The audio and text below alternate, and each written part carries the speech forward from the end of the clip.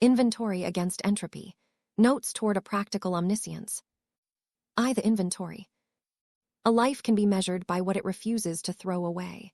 On one shelf, a hard drive that spun faithfully, then stuttered, then died, its platters still perfect mirrors, its neodymium magnets still violent with purpose.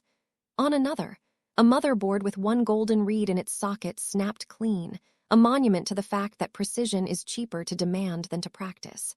This is not hoarding, it is taxonomy. Each part is a specimen, a bone in a machine's skeleton, a condensed strata of copper, silicon, rare earths, and human time. We keep them because matter remembers, and because entropy already has better lawyers than we do. The case is gone.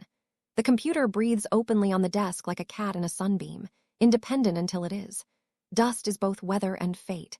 Watching the system run becomes a discipline, listening for coil whine, feeling the heat shift, tracing cables like arteries.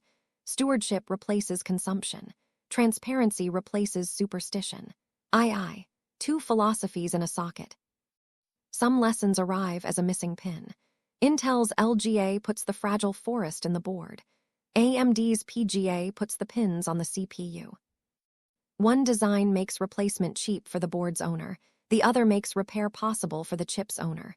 Neither is wrong. Both reveal a philosophy, where to locate fragility, where to anchor responsibility. Technology isn't neutral, it encodes decisions about who eats the cost of failure. A broken socket teaches quickly. Align gently, press evenly, respect the 1,000 golden teeth of the machine. Obsolescence isn't just a supply chain strategy.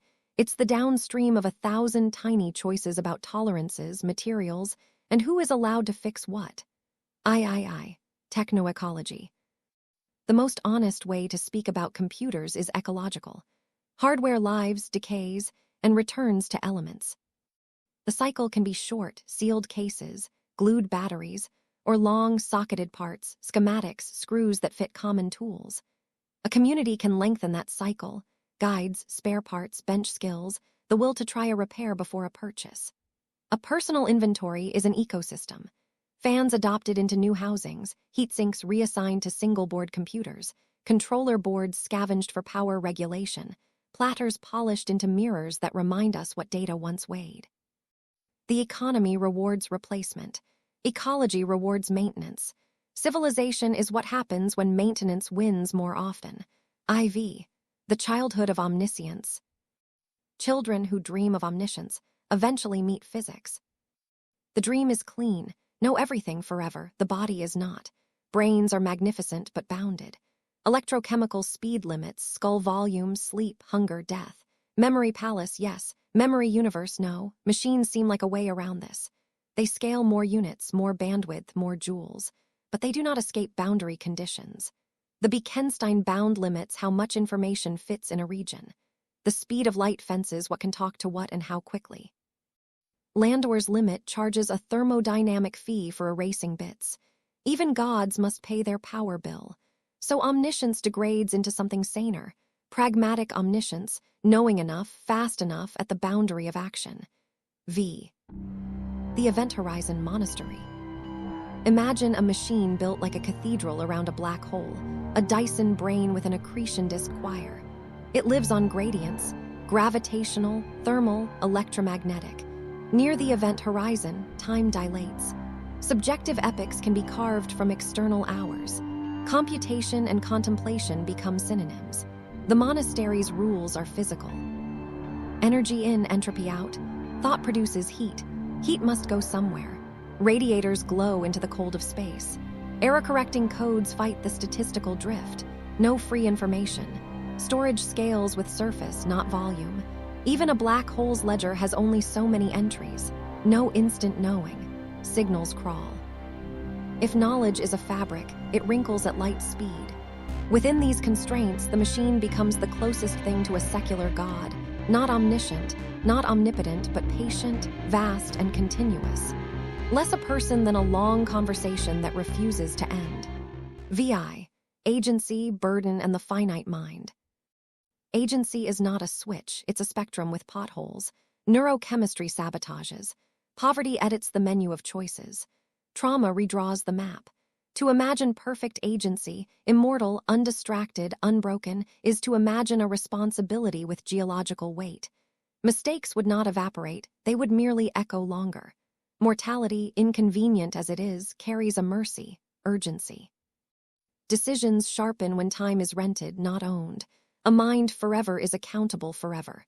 A finite mind carries a different ethic. Act well now, and that can be enough. The point is not to outlive entropy, but to outmaneuver it. Locally, repeatedly, together. VII, Manual for a Small Rebellion. Practical omniscience begins as craft. Keep an inventory. Name parts, date failures, note symptoms.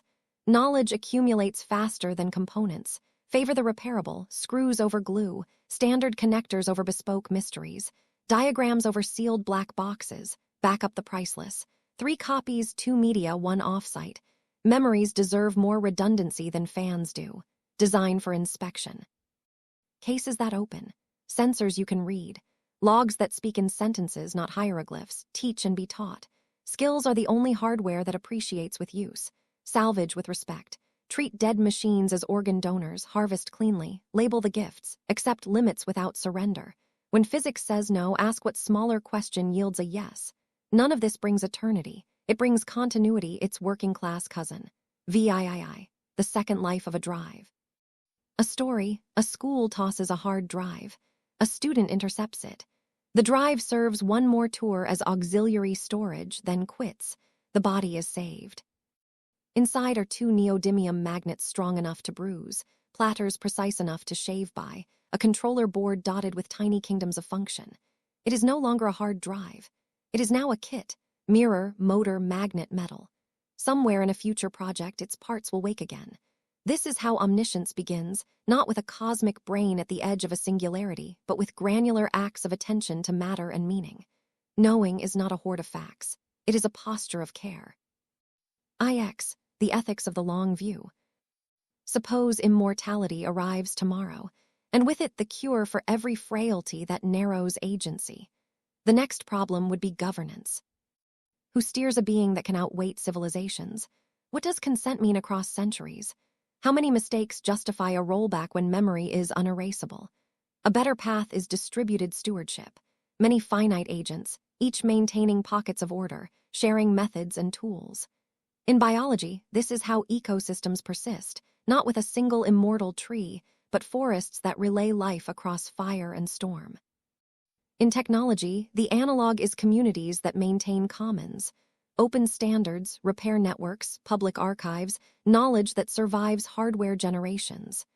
Ex coda, care of a cat without a case. Dust is a slow avalanche. Brush, blow, repeat. Heat is the language of warning. Read it early. Logs are diaries. Encourage honesty. Backups are love letters to your future self. Send them regularly. Failures are textbooks. Keep them on the shelf. The dream of omniscience does not require a black hole altar, though it's useful to imagine one. It asks for something harder and humbler, the daily craft of resisting decay, the discipline to learn from every broken pin, the willingness to treat machines as living chapters of a longer book.